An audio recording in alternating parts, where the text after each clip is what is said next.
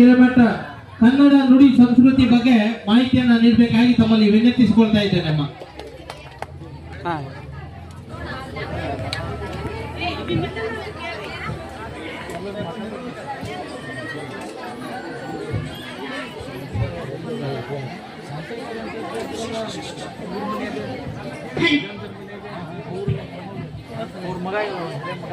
ನಮಸ್ಕಾರ.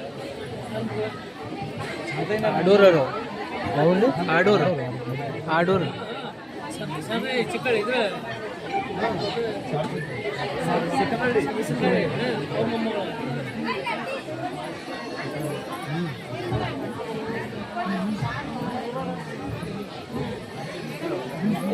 ಹಲೋ, ನಾನು ಅನುಷಾ ಕರಿಬಸ್ಯ ಹಿರೇಮಠ್. ನಾನು ಹಾವೇರಿ ಜಿಲ್ಲೆ ಶಿಗ್ಗಾಂವ್ ತಾಲೂಕಿನ ಕಿತ್ತೂರಾಣಿ ಚೆನ್ನಮ್ಮ ವಸತಿ ಶಾಲೆ ಜಕ್ಕನಕಟ್ಟೆಯಲ್ಲಿ 9ನೇ ತರಗತಿಯಲ್ಲಿ ಓದ್ತಾ ಇದ್ದೇನೆ. ವೇದಿಕೆ ಮೇಲೆ ಆಸೀನರಾಗಿರ್ತಕ್ಕಂಥ ಶ್ರೀಗಳ ಪಾದಾರ ಬಿಂದಿಗಳಿಗೆ ಪಡಮಟ್ಟು, ಅದೇ ರೀತಿ ವೇದಿಕೆ ಮೇಲೆ ಆಸೀನರಾಗಿರ್ತಕ್ಕಂಥ ಎಲ್ಲ ಗಣ್ಯಮಾನ್ಯರಿಗೂ, ಎಲ್ಲ ಅತಿಥಿ ಮಹೋದಯರಿಗೂ ಮತ್ತು ವೇದಿಕೆ ಮುಂಭಾಗದಲ್ಲಿ ನಡೆದಿರ್ತಕ್ಕಂಥ ಎಲ್ಲ ತಾಯಂದಿರಿಗೂ ಹಾಗೂ ಎಲ್ಲ ಸದ್ಭಕ್ತರಿಗೂ ಕೂಡ ನನ್ನ ಹೃತ್ಪೂರ್ವಕವಾದಂತಹ ಅನಂತ ಅನಂತ ಕೋಟಿ ಶರಣಾರ್ಥಿಗಳನ್ನ ತಿಳಿಸ್ತಾ ನನ್ನ ಮಾತುಗಳನ್ನ ಮುಂದುವರಿಸ್ತಾ ಇದ್ದೇನೆ. ಗೀತವ ಬಲ್ಲಾತ ಜಾಣನಲ್ಲ, ಮಾತು ಬಲ್ಲಾತ ಜಾಣನಲ್ಲ. ಗೀತವ ಬಲ್ಲಾತ ಜಾಣನಲ್ಲ, ಮಾತು ಬಲ್ಲಾತ ಜಾಣನಲ್ಲ. ಜಾಣನು ಜಾಣನು ಆತ ಜಾಣನು, ಲಿಂಗವನೇ ನಂಬಿದಾತ. ಆತ ಜಾಣನು ಜಂಗಮಕ್ಕೆ ದನವ ಸವೆಸುವಾತ. ಆತ ಜಾಣನು ಜವನವ ಪಾಯಲು ಬಾಲವನ್ನೇ ಕೊಯ್ದು ಹೋದಾತ. ಆತ ಜಾಣನು ನಮ್ಮ ಕೂಡಲ ಸಂಗನ ಶರಣನು ಅಂತ ಹೇಳ್ತಾ ಬಸವಣ್ಣನವರ ಒಂದು ವಚನವನ್ನ ನೆನೆಸ್ತಾ ನೋಡಿ, ಇವತ್ತು ಒಂದು ಕಾರ್ಯಕ್ರಮವನ್ನು ಹಮ್ಮಿಕೊಂಡಿದ್ದೀವಿ. ಸಾಮೂಹಿಕ ಸತ್ಯನಾರಾಯಣ ದೇವರ ಪೂಜೆಯನ್ನ ಹಾಗೂ ಧಾರ್ಮಿಕ ಸಭಾ ಕಾರ್ಯಕ್ರಮವನ್ನು ನಾವು ಆಚರಿಸ್ತಾ ಇದ್ದೀವಿ. ಉಳದಳ್ಳಿ ಅಂತ ತಗೊಂಡಾಗ ಈ ಒಂದು ಗ್ರಾಮದ ವೈಶಿಷ್ಟ್ಯತೆಯನ್ನು ಹೇಳೋದಾದ್ರೆ, ಉಳದಳ್ಳಿ ಈ ಒಂದು ಗ್ರಾಮದ ವೈಶಿಷ್ಟ್ಯತೆ ಏನು ಅಂತ ನೋಡೋದಾದ್ರೆ, ಈ ಹೆಸರಲ್ಲೇ ಇದೆ. ಏನು ಅಂತಂದ್ರೆ, ಮುಳ್ಳನ್ನ ತಳ್ಳಿ ಹೂವನ್ನ ಬೆಳೆ ಅಂತಕ್ಕಂಥ ಯಾವುದಾದ್ರೂ ಒಂದು ಸಂದೇಶವನ್ನು ಕೊಡ್ತಕ್ಕಂಥ ಯಾವುದಾದ್ರೂ ಊರಿದ್ರೆ ಅದು ನಾವು ಮುಳ್ತಳ್ಳಿ ಅನ್ನೋದ್ರಲ್ಲಿ ಅನುಮಾನ ಇಲ್ಲ ಬಂಧುಗಳೇ ಅಂತ. ಇವತ್ತು ನೋಡಿ, ಎಂತ ಮುಳ್ಳನ್ನ ನಾವು ತ್ಯಜಿಸಬೇಕು ಅಂತ ನೋಡೋದಾದ್ರೆ, ಅರಿಷಡ್ವರ್ಗಗಳಾಗಿರ್ತಕ್ಕಂಥ ಕಾಮ, ಕ್ರೋಧ, ಮದ, ಮೋಹ, ಲೋಭ, ಮತ್ಸರಗಳಾಗಿರ್ತಕ್ಕಂಥ ಅರಿಷಡ್ವರ್ಗಗಳನ್ನ ನಾವು ತ್ಯಜಿಸಿ ಹೂವನ್ನ ಬೆಳಿಬೇಕು. ಎಂತ ಹೂವಾಗಿರ್ಬೇಕು ಅಂತಂದ್ರೆ, ಪ್ರೀತಿ ಪ್ರೇಮದ ಹೂವನ್ನ ಬೆಳಿಬೇಕು ಅಂತ ಸಂಸ್ಕಾರದ ಸಂದೇಶವನ್ನು ಕೊಡ್ತಕ್ಕಂಥ ಏಕೈಕ ಊರು ಈ ನಾಡಿನಲ್ಲಿ ಯಾವ್ದಾದ್ರು ಇದ್ರೆ ಅದು ಮುಳತಳ್ಳಿ ಎಂಬ ಗ್ರಾಮ ಅನ್ನೋದ್ರಲ್ಲಿ ಅನುಮಾನ ಇಲ್ಲ ಬಂಧುಗಳೇ ಅಂತ. ಇವತ್ತು ನೋಡಿ, ಇವತ್ತು ನಾವು ಹೇಳಿದ್ವಿ ಏನು ಅಂತಂದ್ರೆ, ಕ್ಷೇತ್ರ ಧರ್ಮಸ್ಥಳ ಗ್ರಾಮಾಭಿವೃದ್ಧಿ ಅಂತ. ಇವತ್ತು ನಾವು ನೋಡಿದ್ದೀವಿ ಎಷ್ಟೋ ನಗರಗಳ ಅಭಿವೃದ್ಧಿ ಆಗ್ತಾ ಇದೆ, ಆದ್ರೆ ಗ್ರಾಮ ಅಭಿವೃದ್ಧಿ ಮಾಡೋದೇ ನಿಜವಾದಂತ ಸಾಧನೆ ಅನ್ನೋದ್ರಲ್ಲಿ ಅನುಮಾನ ಇಲ್ಲ ಅಂತ. ಇವತ್ತು ಮೊದಲು ಗ್ರಾಮಗಳನ್ನ ಅಭಿವೃದ್ಧಿ ಮಾಡಬೇಕು ಅಂತ ಯೋಜನೆಯನ್ನ ಕ್ಷೇತ್ರ ಧರ್ಮಸ್ಥಳ ಸಂಘದವರು ಮಾಡ್ತಾ ಇದ್ದಾರೆ ಅಂತ. ಇವತ್ತು ನಾಡಿನ ಯಾವುದೇ ಮಹಿಳೆಯನ್ನು ಕರೆದು ಧರ್ಮಸ್ಥಳ ಸಂಘ ಗೊತ್ತಿದ್ಯಾ ಅಂತ ಕೇಳಿದಾಗ ಎಲ್ಲರೂ ಹೇಳ್ತಾರೆ ನಮಗೆ ಗೊತ್ತು ಅಂತ. ಯಾಕೆ ಅಂತಂದ್ರೆ, ಎಲ್ಲಾ ಮಹಿಳೆಯರು ಯಾವುದೇ ತೊಂದರೆ ಆಗಿರ್ಬೋದು, ಆರೋಗ್ಯದಲ್ಲಾಗಿರ್ಬೋದು ಅಥವಾ ತಮ್ಮ ಮಕ್ಕಳ ವಿದ್ಯಾಭ್ಯಾಸದ ತೊಂದರೆ ಆಗಿರ್ಬೋದು, ಎಲ್ಲಾ ತೊಂದರೆಗೂ ಪರಿಹಾರವನ್ನ ಕೊಟ್ಟು ಸ್ವಾವಲಂಬಿಯಾಗಿ ಬದುಕಲಿಕ್ಕೆ ಅನುವು ಮಾಡಿಕೊಟ್ಟಿರ್ತಕ್ಕಂಥ ಯಾವುದಾದ್ರೂ ಸಂಘ ಇದ್ರೆ ಅದು ಧರ್ಮಸ್ಥಳ ಸಂಘ ಅನ್ನೋದ್ರಲ್ಲಿ ಅನುಮಾನ ಇಲ್ಲ ಬಂಧುಗಳೇ ಅಂತ. ನೋಡಿ, ಇವತ್ತು ಮಹಿಳೆಯರು ಅಬಲೆಯರಲ್ಲ, ಅವರು ಸಬಲೆಯರು ಎಂದು ಹೇಳಿರ್ತಕ್ಕಂಥ ಏಕೈಕ ಸಂಘ ಧರ್ಮಸ್ಥಳ ಸಂಘ ಅಂತ. ಇವತ್ತು ನೋಡಿ, ಬಹಳಷ್ಟು ಖುಷಿ ಆಯ್ತು ಕಾರ್ಯಕ್ರಮಕ್ಕೆ ಬಂದಾಗ. ಯಾಕಂದ್ರೆ ಬಹಳಷ್ಟು ಜನ ತಾಯಿಯಂದ್ರಲ್ಲಿ ಕೂತಿದ್ದೀರಿ. ಇವತ್ತು ಸಂಘ ಸಂಸ್ಥೆಗಳನ್ನ ನಾವು ಎಲ್ಲರಲ್ಲೇ ನೋಡ್ತೀವಿ, ಪ್ರತಿಯೊಂದು ಊರಿನಲ್ಲೂ ಸಂಘ ಸಂಸ್ಥೆಗಳನ್ನ ನಾವು ನೋಡ್ತೀವಿ. ಹಾಗಾದ್ರೆ ಸಂಘವೆಂದ್ರೇನು, ಸಂಸ್ಥೆಗಳಂದ್ರೇನು ಅಂತ ನೋಡೋದಾದ್ರೆ ಹೇಳ್ತಾರೆ, ಬಹಳಷ್ಟು ಜನ ಈ ಸಂಘ ಸಂಸ್ಥೆಗಳಿಗೆ ವ್ಯಾಖ್ಯಾನವನ್ನು ಕೊಡ್ತಾರೆ.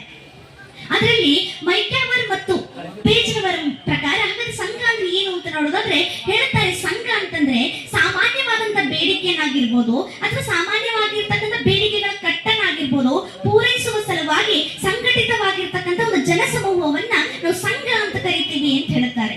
ಹಾಗಾದ್ರೆ ಎಲ್ಲಾ ಜನಸಮೂಹವನ್ನ ಸಂಘ ಅಂತ ಕರೀಲಿಕ್ಕೆ ಸಾಧ್ಯನಾ ಅಂತ ನೋಡೋದಾದ್ರೆ ಇಲ್ಲ.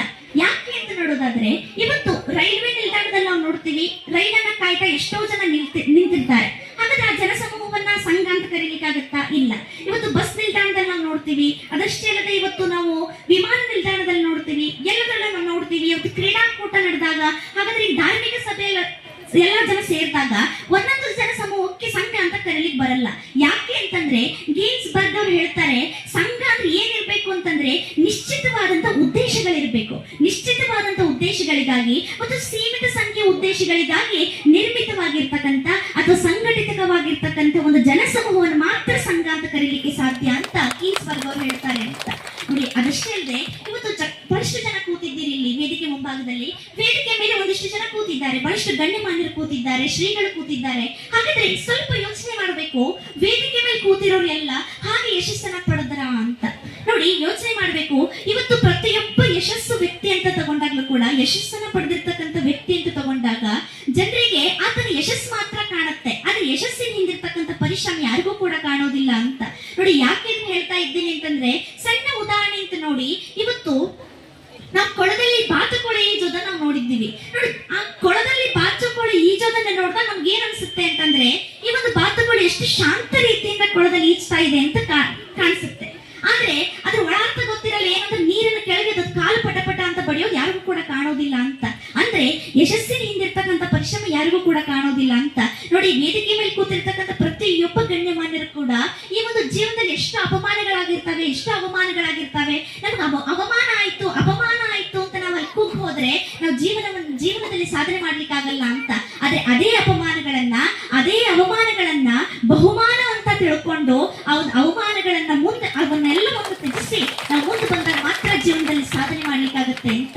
ಈ ಒಂದು ನಿಟ್ಟಿನಲ್ಲಿ ಯೋಚನೆ ಮಾಡ್ತಾ ಹೋದ್ರೆ ನನಗೊಂದು ಸಣ್ಣ ಕತೆ ನೆನಪಾಗುತ್ತೆ. ಏನು ಅಂತಂದ್ರೆ, ಇವತ್ತು ಈಶ್ವರ್ ಚಂದ್ರ ವಿದ್ಯಾಸಾಗರ್ ಅವ್ರು ಎಲ್ರಿಗೂ ಗೊತ್ತು. ಯಾಕೆ ಅಂತಂದ್ರೆ ಇವರು ಪಂಡಿತರಾಗಿದ್ರು. ಇವರ ಪಾಂಡಿತ್ಯದಿಂದಲೇ ಅವರಿಗೆ ವಿದ್ಯಾಸಾಗರ ಅಂತಕ್ಕಂಥದ್ದು ಹೆಸರು ಬಂದಿತ್ತು. ಈಶ್ವರ ಚಂದ್ರ ವಿದ್ಯಾಸಾಗರ್ ಅಂತ ಅವ್ರ ಹೆಸರು ನೋಡಿ. ಅವರಿಗೊಂದು ಕನಸಿತ್ತು. ಏನ್ ಕನಸಿತ್ತು ಅಂತಂದ್ರೆ, ಕಲ್ಕತ್ತಾ ಎಂಬ ನಗರದಲ್ಲಿ ಒಂದು ವಿಶ್ವವಿದ್ಯಾಲಯನ ನಿರ್ಮಾಣ ಮಾಡಬೇಕು ಅಂತ ಅವ್ರಿಗೊಂದು ಕನಸಿತ್ತಂತೆ. ಅವಾಗ ಅವ್ರು ಏನ್ ಮಾಡ್ತಾರೆ ಅಂತಂದ್ರೆ, ಈ ಊರಲ್ಲಿ ಬಂದು ಎಲ್ಲಾ ಮನೆಗೆ ಹೋಗಿ ಬೇಡ್ತಾ ಇದ್ರು, ದೇಣಿಗೆಗೋಸ್ಕರ ಬೇಡ್ತಾ ಇದ್ರು. ಅವಾಗ ಸಿಕ್ಕಂತ ಒಬ್ಬ ವ್ಯಕ್ತಿ ಹೇಳ್ತಾರೆ, ಅಯ್ಯ ಸ್ವಾಮಿ, ಎಷ್ಟು ನೀವು ಬೇಡ್ತಾ ಇದ್ದೀರಿ, ಎಷ್ಟು ನೀವು ದೇಣಿಗೆಗೋಸ್ಕರ ಕಷ್ಟ ಪಡ್ತಾ ಇದ್ದೀರಿ, ನೀವೊಂದು ಕೆಲಸ ಮಾಡಿಬಿಡ್ರಿ, ಅಯೋಧ್ಯೆ ನವಾಬರ ಹತ್ರ ಹೋಗಿ ಅಲ್ಲಿ ದೇಣಿಗೆಗೋಸ್ಕರ ಸಹಾಯವನ್ನು ಕೇಳಿದ್ರೆ ಅವ್ರಿಗೆ ಸಹಾಯ ಮಾಡಬಹುದು, ನೀವು ದಯವಿಟ್ಟು ಆ ಒಂದು ನವಾಬರ ಹತ್ರ ಹೋಗಿ ನೀವು ಭೇಟಿಯಾಗ್ರಿ ಅಂತಂದಾಗ ಇವ್ರು ಏನ್ ಮಾಡ್ತಾರೆ ಅಂದ್ರೆ, ವಿದ್ಯಾಸಾಗರ್ ಅವರು ಅಯೋಧ್ಯೆ ನವಾಬರ ಹತ್ರ ಹೋಗ್ತಾರಂತೆ. ಹೋಗಿ ಹೇಳ್ತಾರೆ, ನೋಡಿ ಸ್ವಾಮಿ, ನಾವು ಒಂದು ವಿಶ್ವವಿದ್ಯಾಲಯ ಕಟ್ಟಬೇಕು ಅಂತ ಒಂದು ಸಣ್ಣ ಒಂದು ಪ್ರತಿಷ್ಠಾಪನೆ ಮಾಡಿದೀವಿ, ಅಥವಾ ಒಂದು ಸಂಕಲ್ಪವನ್ನು ಮಾಡಿದ್ದೀವಿ, ನೀವು ಸ್ವಲ್ಪ ದೇಣಿಗೆ ಕೊಟ್ರೆ ನಮಗೆ ಸಹಾಯ ಆಗುತ್ತೆ ಅಂತ ನವಾಬರ ಹತ್ರ ಕೇಳಿದಾಗ ನವಾಬರ್ ಏನು ಮಾತನಾಡದೆ ತಿರಸ್ಕಾರ ಭಾವನೆಯಿಂದ ಒಂದು ಮೂಲೆ ಕಡೆ ಕೈ ತೋರಿಸ್ತಾರಂತೆ. ಆ ಮೂಲೆ ನೋಡಿರ್ತಕ್ಕಂಥ ವಿದ್ಯಾಸಾಗರ್ ಹೇಳ್ತಾರೆ ಏನು ಅಂತಂದ್ರೆ, ಆ ಒಂದು ಮೂಲೆ ಏನಾಗಿರುತ್ತೆ ಅಂದ್ರೆ ನವಾಬರ ಒಂದು ಜೋಡಿ ಪಾದರಕ್ಷೆಗಳು ಇರ್ತವೆ. ಅದನ್ನ ನೋಡಿರ್ತಕ್ಕಂಥ ವಿದ್ಯಾಸಾಗರ್ ಅವರು ಅಂತಾರೆ, ಅಯ್ಯ ಸ್ವಾಮಿ, ನಿಮ್ಮ ಪಾದರಕ್ಷೆಗಳ ಒಂದು ಜೋಡಿ ಪಾದರಕ್ಷೆಗಳು ಇದಾವೆ ಅಂತಂದಾಗ ನವಾಬರು ಹೇಳ್ತಾರಂತೆ, ನಿಮ್ಮ ವಿಶ್ವವಿದ್ಯಾಲಯಕ್ಕೆ ನಾನ್ ಕೊಡುವಂತ ಕೊಡುಗೆಗಳು ಅವುಗಳನ್ನೇ ತೆಗೆದುಕೊಂಡು ಹೋಗಿ ಅಂತ ಪಾದರಕ್ಷೆಗಳ ಕೈ ಮಾಡಿ ತೋರಿಸಿದಾಗ, ನಾವು ಅಕಸ್ಮಾತ್ ನಾವೇನಾದ್ರೂ ಆ ಸ್ಥಾನದಲ್ಲಿ ಇದ್ದಾಗ ನಾವು ಕೋಪಿಸ್ಕೊಳ್ತಾ ಇದ್ವಿ ಅಥವಾ ಒಂದು ದೊಡ್ಡ ಜಗಳವನ್ನ ಆಡ್ ಬರ್ತಾ ಇದ್ವಿ. ಆದ್ರೆ ಅವ್ರು ಏನ್ ಮಾಡ್ತಾರೆ ಅಂದ್ರೆ, ಸ್ವಲ್ಪವೂ ಕೋಪಿಸ್ಕೊಳ್ಳದೆ ಅವರು ಗಂಭೀರವಾಗಿ ಎದ್ದು ನಿಂತು ಆ ಪಾದರಕ್ಷದ ಕಡೆ ಹೋಗಿ ಆ ಪಾದರಕ್ಷೆಗಳನ್ನು ತೆಗೆದುಕೊಂಡು ತಮ್ಮ ಕೈ ಚೀಲಕ್ಕೆ ಹಾಕಿ ಮತ್ತೆ ನವಾಬರ ಹತ್ರ ಬರ್ತಾರಂತೆ. ನವಾಬರಿಗೆ ಹೇಳ್ತಾರೆ, ನಿಮ್ಮ ಒಂದು ಉದಾರ ಕೊಡುಗೆಗೆ ನನ್ನ ಧನ್ಯವಾದಗಳು ಅಂತ ಹೇಳ್ತಾರಂತೆ. ಇವತ್ತು ನಾವ್ಯಾರಾದ್ರೂ ಆಗಿದ್ರೆ, ಅಯ್ಯೋ ಇವ್ರು ಯಾರಪ್ಪ, ನಾವು ದೇಣಿಗೆಗಂತ ಹೋಗಿದ್ವಿ, ಪಾದರಕ್ಷೆಗಳನ್ನ ತೋರಿಸಿದ್ರಲ್ಲ ಅಂತ ಬೈದು ಬರ್ತಾ ಇದ್ವಿ. ಆದ್ರೆ ಆ ಪಾದರಕ್ಷೆಗಳನ್ನ ಹಿಡ್ಕೊಂಡು ಮನೆಗೆ ಬರ್ತಾರಂತೆ ವಿದ್ಯಾಸಾಗರ್ ಅವರು. ಅವಾಗ ನವಾಬರು ಮಾರನೇ ದಿನ ಒಂದು ಪತ್ರಿಕೆಯನ್ನು ಓದ್ತಾ ಇರ್ತಾರೆ. ಆ ಪತ್ರಿಕೆ ಒಂದು ಜಾಹೀರಾತು ಬಂದಿರುತ್ತೆ. ಏನು ಅಂತಂದ್ರೆ, ಅದ್ರಲ್ಲಿ ಹೀಗಿರುತ್ತೆ, ನವಾಬರ ಪಾದರಕ್ಷೆಗಳನ್ನ ಹರಾಜಿಗಿಡಲಾಗಿದೆ, ಯಾರಾದ್ರೂ ಆಸಕ್ತಿ ಇದ್ದವರು ಅದ್ರಲ್ಲಿ ಬಂದು ಭಾಗವಹಿಸಬಹುದು. ಕೊನೆಗೂ ಹೆಸರಿರುತ್ತೆ, ಈ ಒಂದು ಹರಾಜು ನಡೆಸ್ತಾ ಇರೋರು ಈಶ್ವರ್ ಚಂದ್ರ ವಿದ್ಯಾಸಾಗರ್ ಅವರು ಅಂತ ಹೆಸರಿರುತ್ತೆ. ಅದನ್ನ ಓದಿರ್ತಕ್ಕಂಥ ನವಾಬಿಗೆ ಅನ್ಸುತ್ತಂತೆ, ಅಕಸ್ಮಾತ್ ಏನಾದ್ರೂ ಈ ಹರಾಜಿನಲ್ಲಿ ನನ್ನ ಪಾದರಕ್ಷೆಗಳು ಕಡಿಮೆ ದರಿಗೆ ಏನಾದ್ರೂ ಮಾರಾಟ ಆಗ್ಬಿಟ್ರೆ ನನಗೆ ಅವಮಾನ ಆಗುತ್ತಲ್ಲ, ನನ್ನ ಮರ್ಯಾದೆಗೆ ಕುಂದು ಬರುತ್ತಲ್ಲ ಅಂತ ಅನ್ಕೊಂಡು ಅವ್ರು ಏನ್ ಮಾಡ್ತಾರೆ ಅಂತಂದ್ರೆ, ತಮ್ಮಲ್ಲೇ ಇರ್ತಕ್ಕಂಥ ಅಧಿಕಾರಿಗಳನ್ನ ಮಾರುವೇಷವನ್ನು ಹಾಕಿ ಅಲ್ಲಿ ಕಳಿಸ್ತಾರಂತೆ. ಏನ್ ಮಾಡ್ತೀರೋ ಗೊತ್ತಿಲ್ಲ, ಅದು ನನ್ನ ಪಾದರಕ್ಷೆಗಳು ಮಾತ್ರ ಏನಾಗ್ಬೇಕು, ಹೆಚ್ಚಿಗೆ ದರದಲ್ಲಿ ಮಾರಾಟವಾಗುವಂತೆ ನೀವು ನೋಡ್ಕೊಳ್ಬೇಕು ಅಂತ ಆ ಅಧಿಕಾರಿಗಳನ್ನ ಕಳಿಸ್ತಾರಂತೆ. ವಿದ್ಯಾಸಾಗರ್ ಅವ್ರು ಚೆನ್ನಾಗಿ ಗೊತ್ತಿತ್ತು, ನವಾಬರಿಗೆ ಮಾಡ್ತಾರೆ ಅಂತ ಗೊತ್ತಿತ್ತು ಅವರಿಗೆ. ಅವಾಗ ಹರಾಜು ಶುರುವಾಗುತ್ತೆ, 10 ರೂಪಾಯಿಂದ ಶುರುವಾಗುತ್ತೆ. ಅಲ್ಲಿರ್ತಕ್ಕಂಥ ನವಾಬರಿಂದ ಬಂದಿರ್ತಕ್ಕಂಥ ಅಧಿಕಾರಿಗಳು ಹೇಳ್ತಾರೆ, ನಾವು 100 ರೂಪಾಯಿ ಕೊಡ್ತೀವಿ ಅಂತ. ಈ ವಿದ್ಯಾಸಾಗರ್ ಅವ್ರ ಕಡೆ ಏನೋ ಹೇಳ್ತಾರೆ, ಹಾಗಾದ್ರೆ ನಾವು 1000 ರೂಪಾಯಿ ಕೊಡ್ತೀವಿ ಅಂತ. ಹೀಗೆ ಜುಗಲ್ಬಂದಿ ಶುರುವಾಗುತ್ತೆ, ನಾನ್ ಹೆಚ್ಚು ನೀನ್ ಹೆಚ್ಚು ಅಂತ ಅನ್ಕೊಳ್ತಾ ಕೊನೆಗೆ 10,000 ಬಂದು ನಿಲ್ಲುತ್ತಂತೆ. ನವಾಬ್ ಹೇಳ್ತಾರೆ, ನಾವು 10,000 ರೂಪಾಯಿ ಕೊಡ್ತೀವಿ ಅಂತಂದಾಗ ವಿದ್ಯಾಸಾಗರ್ ಅವ್ರು ಹೇಳ್ತಾರೆ, ಸರಿ ಹಾಗಾದ್ರೆ 10,000 ರೂಪಾಯಿ ಕೊಡಿ, ನಿಮ್ಮ ಒಂದು ನವಾಬರ ಪಾದರಕ್ಷೆಗಳನ್ನ ತೆಗೆದುಕೊಂಡು ಹೋಗಿ ಅಂತ 10,000 ರೂಪಾಯಿ ಸ್ವೀಕರಿಸಿರ್ತಕ್ಕಂಥ ವಿದ್ಯಾಸಾಗರ್ ಅವರು ಆ 10,000 ರೂಪಾಯಿ ಹಿಡ್ಕೊಂಡು ಮತ್ತೆ ನವಾಬರ ಹತ್ರ ಹೋಗ್ತಾರಂತೆ. ನವಾಬರಿಗೆ ಮತ್ತೆ ಹೇಳ್ತಾರೆ, ನಿಮ್ಮ 10,000 ರೂಪಾಯಿ ನಮ್ಗೆ ಕೊಟ್ಟಿದ್ದೀರಲ್ಲ, ಆ ಒಂದು 10,000 ರೂಪಾಯಿ ಉದಾರ ಕೊಡುಗೆಗೆ ಮತ್ತೊಂದು ಅವಮಾನಗಳು ಅಂತ ಹೇಳ್ತಾರೆ. ಸ್ವಲ್ಪ ಯೋಚನೆ ಮಾಡ್ಬೇಕು ನಾವು. ಇದು ಯಾವಾಗ ನಡೆದಿತ್ತು ಅಂತಂದ್ರೆ 1820ರಿಂದ 1891 ಆಗಿರ್ತಕ್ಕಂಥ ಘಟನೆ ಇದು. ಅವತ್ತು 10,000 ಅಂತಂದ್ರೆ ಬಹಳಷ್ಟು ಒಂದು ಮೌಲ್ಯವಾಗಿರ್ತಕ್ಕಂಥ ಮೊತ್ತ ಅದು. ಯಾಕಂದ್ರೆ ಈಗಿನ ಕಾಲದ ಹೋಲಿಸಿದ್ರೆ ಬಹಳಷ್ಟು ಕೋಟ್ಯಾಂತರ ರೂಪಾಯಿ ಆಗಿರಬಹುದು ಅದು. ಅದಕ್ಕೋಸ್ಕರ 10,000 ರೂಪಾಯಿಗಳನ್ನ ತೆಗೆದುಕೊಂಡಿರ್ತಕ್ಕಂಥ ವಿದ್ಯಾಸಾಗರ್ ಈ ಕಥೆಯಿಂದ ನಾವ್ ಏನ್ ತಿಳ್ಕೊಳ್ಬಹುದು ಅಂತಂದ್ರೆ, ನಮ್ಗೆ ಯಾರಾದ್ರೂ ಅವಮಾನ ಮಾಡಿ ಮೊಟ್ಟೆ ನೆನೆಸಿದಾಗ ಅದೇ ಮೊಟ್ಟೆಯಿಂದ ದೋಸೆಯನ್ನು ಮಾಡಬಹುದು ಅನ್ನೋದ್ರಲ್ಲಿ ಅನುಮಾನ ಇಲ್ಲ ಬಂಧುಗಳೇ ಅಂತ. ಇವತ್ತು ನೋಡಿ, ಎಷ್ಟೇ ಅವಮಾನಗಳಾದ್ರೂ ಕೂಡ ಅವನ್ನೆಲ್ಲವನ್ನ ನಾವ್ ಏನ್ ಮಾಡ್ಬೇಕು ಅಂತಂದ್ರೆ, ನಾವು ಅದರಲ್ಲಿ ಎಲ್ಲವನ್ನು ತ್ಯಾಗ ಮಾಡಿ ನಮ್ಮ ಜೀವನದ ಗುರಿ ಹತ್ರ ನಮ್ಮ ಒಂದು ಜೀವನವನ್ನು ಸಾಗಿಸಬೇಕು ಅಂತ. ಅದಕ್ಕೋಸ್ಕರ ಹೇಳುತ್ತಾರೆ, ಜೀವನವನ್ನು ಹೇಗೆ ನಡೆಸಬೇಕು ಅಂತ ಹೇಳ್ತಾರೆ ಅಂದ್ರೆ, ನಮ್ಮ ಜೀವನ ಯಾವ ರೀತಿ ಆಗಿರ್ಬೇಕು ಅಂತಂದ್ರೆ, ನಮ್ಮ ಜೀವನದಲ್ಲಿ ಯಾರಾದ್ರೂ ನಮಗೆ ಗೆಟ್ ಔಟ್ ಅಂತಂದಾಗ ಅವರೇ ಒಂದು ದಿನ ಬಂದು ನಮ್ಮನ್ನು ಕಟ್ಔಟ್ ಹಾಕಿ ನಮ್ಗೆ ಸ್ವಾಗತ ಮಾಡ್ಕೊಳ್ಬೇಕು, ಆಗ ನಾವು ಬದುಕಬೇಕು ಅಂತ ಹೇಳ್ತಾರೆ. ಅದು ಅವಾಗ ಜೀವನ ಸಾರ್ಥಕವಾಗುತ್ತೆ ಅಂತ ನೋಡಿ ಹೇಳ್ತಾರೆ. ಸ್ವಾಮೀಜಿಯವರು ಹೇಳ್ತಾರೆ ಏನು ಅಂತಂದ್ರೆ, ಸ್ವಾಮಿ ವಿವೇಕಾನಂದ ಹೇಳ್ತಾರೆ, ವ್ಯಾಸೇ ಮಧ್ಯವ ಹಿತಂ ಯದಾಹು ಅಂತ. ಅಂದ್ರೆ ನಾವು ಯಾರು ಬದುಕಬೇಕು ಅಂತಂದ್ರೆ, ನಮ್ಮ ಜೀವನ ನಮಗ್ ಸಂತೋಷ ಪಟ್ಟು ಸಾಕಾಗೋದಿಲ್ಲ. ನಮ್ಮ ಜೀವನ ಹೇಗಿರ್ಬೇಕು ಅಂತಂದ್ರೆ, ನಮ್ಮನ್ನ ನಿರ್ಮಾಣ ಮಾಡಿರ್ತಕ್ಕಂಥ ದೇವರಿಗೆ ಸಂತೋಷ ಕೊಡಬೇಕು. ಆ ರೀತಿಯಾಗಿ ನಾವು ಒಂದು ಜೀವನವನ್ನು ನಡೆಸಿದಾಗ ಆಗ ಮಾತ್ರ ನಮ್ಮ ಜೀವನ ಸಾರ್ಥಕವಾಗ್ಲಿಕ್ಕೆ ಸಾಧ್ಯ ಅಂತ.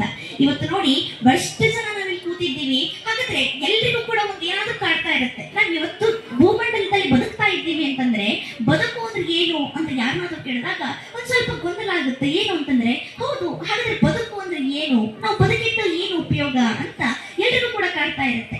ಇದೇ ಪ್ರಶ್ನೆಯನ್ನ ಸ್ವಾಮಿ ವಿವೇಕಾನಂದರಿಗೆ ಒಬ್ಬ ರಾಜ ಕೇಳ್ತಾರಂತೆ, ವಾಟ್ ಈಸ್ ಲೈಫ್ ಅಂತ ಕೇಳಿದಾಗ ಸ್ವಾಮಿ ವಿವೇಕಾನಂದರು ಹೇಳ್ತಾರೆ, ಬದುಕು ಅಂತಂದ್ರೆ ಸುತ್ತಲಿನ ಪರಿಸ್ಥಿತಿಗಳು ನಮ್ಮನ್ನ ತುಳಿಬೇಕು ಅಂತ ಕಾತರದಿಂದ ಕಾಯ್ಕೊಂಡು ನಿಂತಾಗ ಅದನ್ನ ಮೀರಿ ಎದ್ದು ನಿಲ್ಲುವಂತ ತಾಕತ್ ತೋರಿಸ್ತೀವಲ್ಲ, ಅದು ಬದುಕು ಅಂತ ಹೇಳ್ತಾರಂತೆ.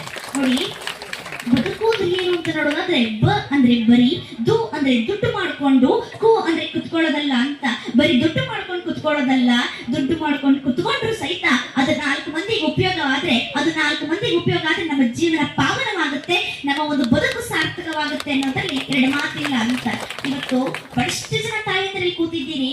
ಈ ಒಂದು ತಾಯಂದಿರಿಗಂತಾನೆ ಸರ್ವಜ್ಞ ಒಂದು ಮಾತು ಹೇಳ್ತಾನಂತೆ. ಏನು ಅಂತಂದ್ರೆ, ತಾಯಂದಿರಾಗಿರ್ಬೋದು ಅಥವಾ ಪುರುಷರಾಗಿರ್ಬೋದು ಸ್ತ್ರೀಯರಾಗಿರ್ಬೋದು, ಹೇಗಿರ್ಬೇಕು ಇವರಿಬ್ರು ಅಂತ ಸರ್ವಜ್ಞ ಒಂದು ಮಾತನ್ನು ಹೇಳ್ತಾನೆ. ಒಂದು ವಚನದ ಮೂಲಕ ಹೇಳ್ತಾನೆ, ಹೇಗಿರಬೇಕು ಸ್ತ್ರೀಯರು ಅಂತಂದ್ರೆ, ಅನ್ಯ ಪುರುಷನ ಕಂಡು ತನ್ನ ಪಡೆದವನೆಂದು ಮನ್ನಿಸಿ ನಡೆದ ಸತಿಯಳಿಗೆ ಸ್ವರ್ಗದಳು ಹೊನ್ನಿನ ಮನೆಯು ಸರ್ವಜ್ಞ ಅಂತ ಹೇಳ್ತಾರಂತೆ. ಅಂದ್ರೆ ಇದರ ಅರ್ಥ ಏನು ಅಂತ ನೋಡೋದಾದ್ರೆ, ಸರ್ವಜ್ಞ ಹೇಳುತ್ತಾನೆ, ಅನ್ಯ ಪುರುಷನ ಕಂಡು ಅಥವಾ ಬೇರೆ ಪುರುಷನನ್ನ ಕಂಡು ಇವರು ನನ್ನ ತಂದೆಗೆ ಸಮಾನ ಅಂತ ನೋಡಿರ್ತಕ್ಕಂಥ ಸ್ತ್ರೀಯರಿಗೆ ಸ್ವರ್ಗದಲ್ಲಿ ಬಂಗಾರದ ಮನೆ ಕಾದಿರುತ್ತೆ ಅಂತ ಸರ್ವಜ್ಞ ಹೇಳ್ತಾನೆ ಅಂತ. ಇವಳೇನು ಬರೀ ಸ್ತ್ರೀಯರ ಬಗ್ಗೆನೇ ಮಾತನಾಡ್ತಾ ಇದ್ದಾಳೆ, ಬರೀ ತಾಯಂದ್ರ ಬಗ್ಗೆನೇ ಮಾತನಾಡ್ತಾ ಇದ್ದಾಳೆ ಅಂತ ಅನ್ಕೊಳ್ಬೇಡ್ರಿ. ಪುರುಷರಿಗೂ ಒಂದು ಮಾತನ್ನ ಹೇಳಿದ್ದಾನೆ ಸರ್ವಜ್ಞ. ಏನ್ ಹೇಳಿದ್ದಾನೆ ಅಂತಂದ್ರೆ, ಅವ್ರಿಗೆ ಹೇಳ್ತಾರೆ, ಅನ್ಯ ಸತಿಯನ್ನು ಕಂಡು ತನ್ನ